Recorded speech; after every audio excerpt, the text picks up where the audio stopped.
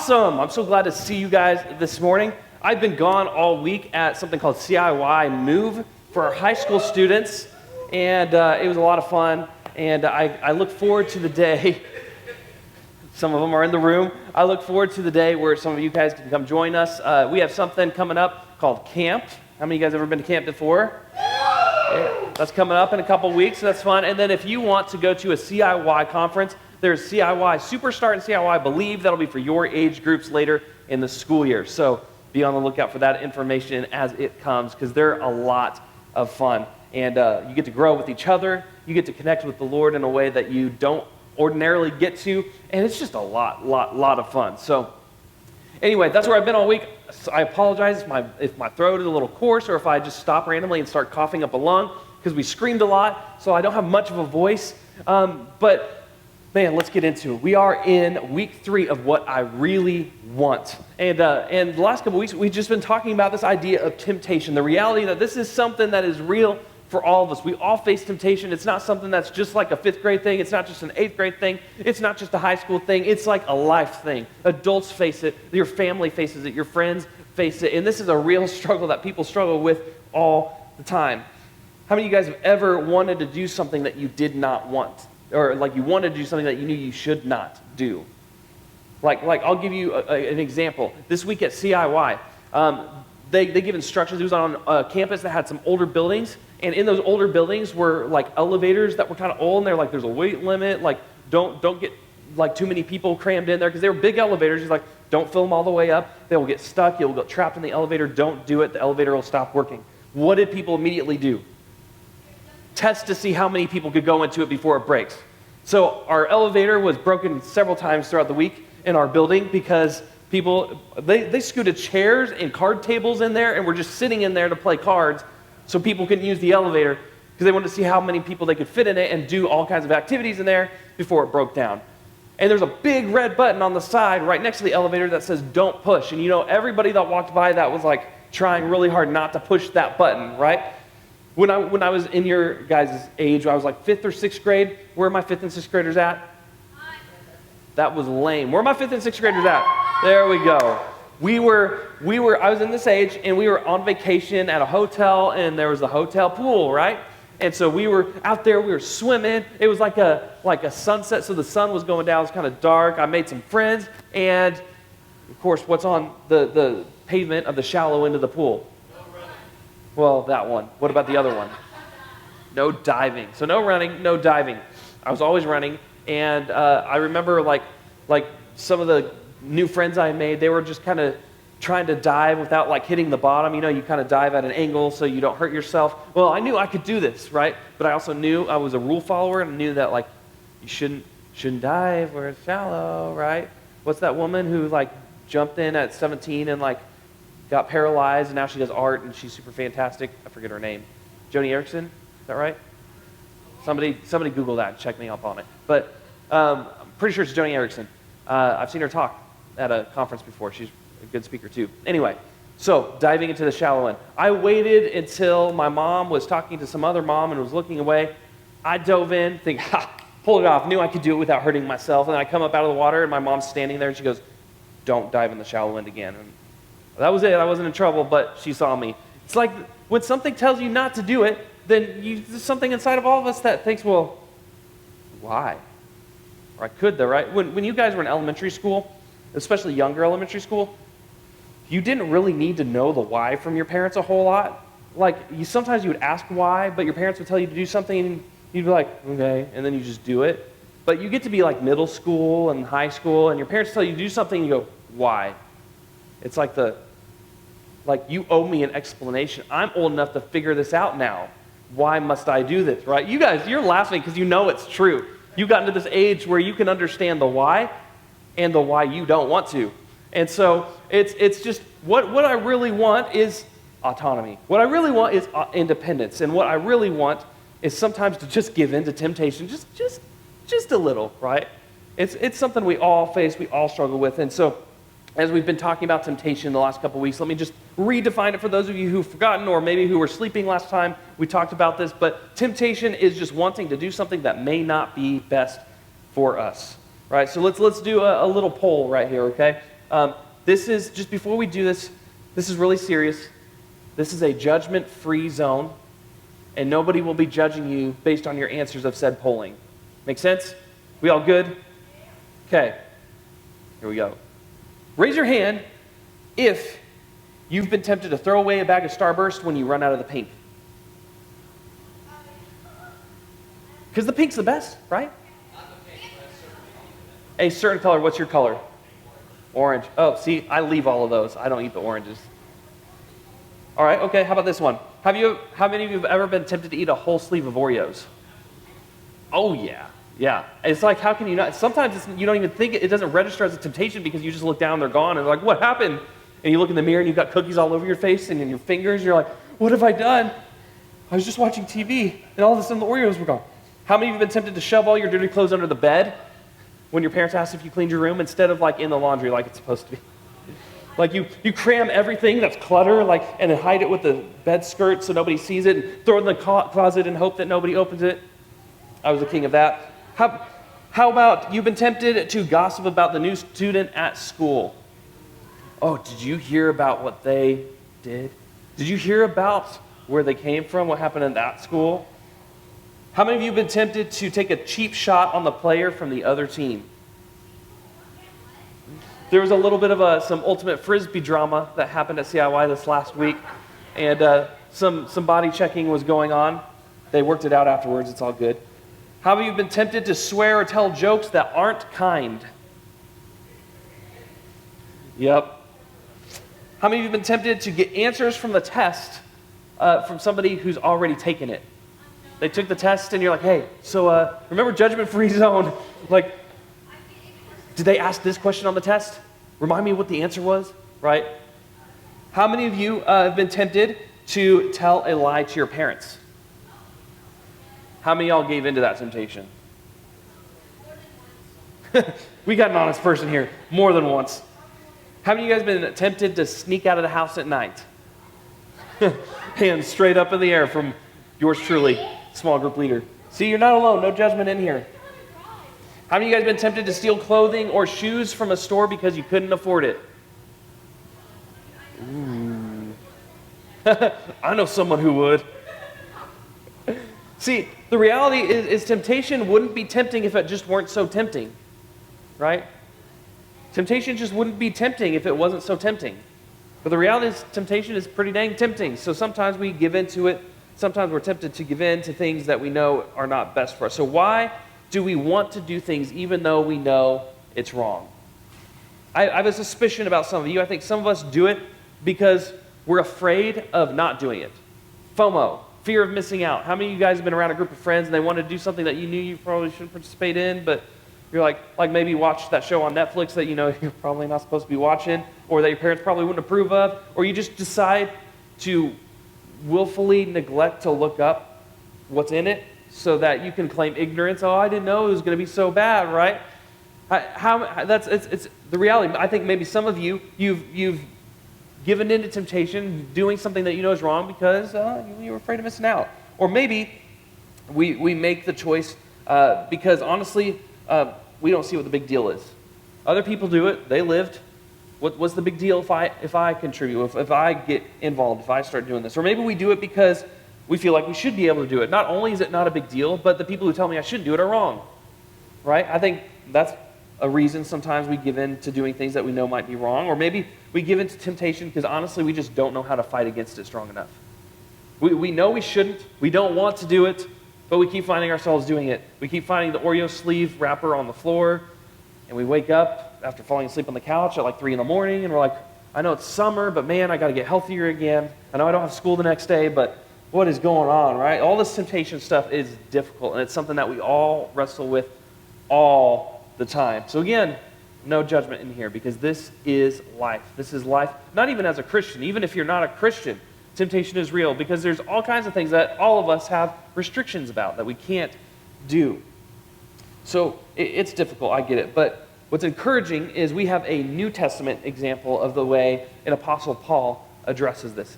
You guys, we've talked about Paul a lot. Who wants to summarize real quickly for me who Paul is? Go. He said he's a very big Christian who sent lots of letters to different churches in different cities. That's correct. What else? He loved Jesus. What else? He used to be Saul. He was known by another name. It's good. Because why? What was he known for at that time? Murdering Christians. Remember? No judgment. This is one of the biggest apostles of the faith. Wrote most of our New Testament. The dude used to kill people like you and me that believed in Jesus. So, if there's grace for a guy like that, there's grace for cheating on a test. There's grace for sneaking out at night. There's grace for all the other kinds of temptations that we deal with. But he, even this great big pillar in our faith, also struggled with temptation. Check out what Paul has to say about it when he's writing to the Christians living in Rome. This is what he says in chapter 7. The trouble is with me, for I am all too human, a slave to sin. I don't really understand myself, for I want to do what's right, but I don't do it. Instead, I do what I hate. How many of you guys can relate with that statement right there? I know I can. This is coming from like one of the most admired Christians of all time. Right? Like you think of super Christian, if Christians were superheroes, this would be what they look like. This guy who's been scourged and whipped and flogged and shipwrecked and beaten and thrown into prison and lost loved ones because of his faith. And even he struggles with temptation. He's seen God move in powerful ways. He's seen God perform miracles. God blinded him on the road to Damascus, healed him of his blindness, and he's seen miracles happen. He's performed miracles, and yet still struggles with temptation. Because I think if we're honest, many of us have the thought that, well, if God would just show up physically in front of me or do a miracle in front of me, I would never struggle with temptation again because I would know that he's real. How many of you have had that thought before? I've had that thought. And the Bible is full of stories, Old Testament and New Testament, of people who see God work visibly in front of them in ways you and I don't really see very often. And they still wrestle with temptation in faith. So I know that we can relate, but check out what he says just a few verses later. He says, and I know that nothing good lives in me. You know how our world is basically telling us that we're basically good, but we make mistakes? Well, that's not true according to Scripture. That's not true according to what we find about how God actually designed us versus how we are because of sin. He says, I know that nothing good lives in me. That is in my sinful nature. I want to do what is right, but I can't. I want to do what is good, but I don't. I don't want to do what is wrong, but I do it anyway. But if I do what I don't want to do, I'm not really the one doing wrong. It is sin living in me that does it. Basically saying, there's this war inside my soul for the things that I know I should do and the things I shouldn't do. And when I commit the things that I know I shouldn't do, it's like my sinful nature won out. This human fleshly body that just gives into temptation beat out the side of me that's supposed to be living in the Spirit. That's supposed to have God's Spirit living inside of me as a temple. And that is humanity. That is the struggle of humanity on this side of heaven. Before we get redeemed, like we've been redeemed through Jesus, before the second coming, before we are able to spend an eternity with Him in His presence physically, just like in the garden, before all is made right in the world, we are stuck this side of heaven living as human beings in the flesh in our sinful nature. We're not basically good. We're basically evil. And our natural inclination is selfishness. But here's the thing that Paul admitted that temptation was hard for him, and it was something that he struggled with. And it's the same reason that we all struggle with it. The reason is that it's the thing in us that wants to choose what isn't God's best for our lives. It's our own sinful nature. It doesn't help that sin is made to look really good sometimes. The way sin is portrayed in TV and movies and social media and any other form that you can imagine, sin looks like fun. In fact, sin is fun. Can I say that in church? Sin's fun for a time before it comes back to bite you. And then you have to live with the consequences of the sin. And that's not so much fun. But check out what Paul has to write even earlier in his letter. Check this out. He says, for everyone has sinned. Okay, we're all in good company, you bunch of sinners. For all have sinned. We all fall short of God's glorious standard. Yet God, in His grace, freely makes us right in His sight, despite of our sin. He did this through Christ Jesus, when he freed us from the penalty of our sins. For God presented Jesus as the sacrifice for sin. People are made right with God when they believe that Jesus sacrificed his life shedding his blood. So, are you made right with God because you're able to will yourself out of temptation? Are you guys still with me? Can you make yourself right with God by just defying temptation? No. Can you make things right with God by just making less bad decisions over time? No. How do we become right with God? What's the verse say? Somebody read that last line. People are made right with God when they believe in Jesus. Because Jesus is the one that stands between us and the Father and says, it's okay. Their sin is on me. And then he shed his blood for you and me so that we could be made right in God's eyes.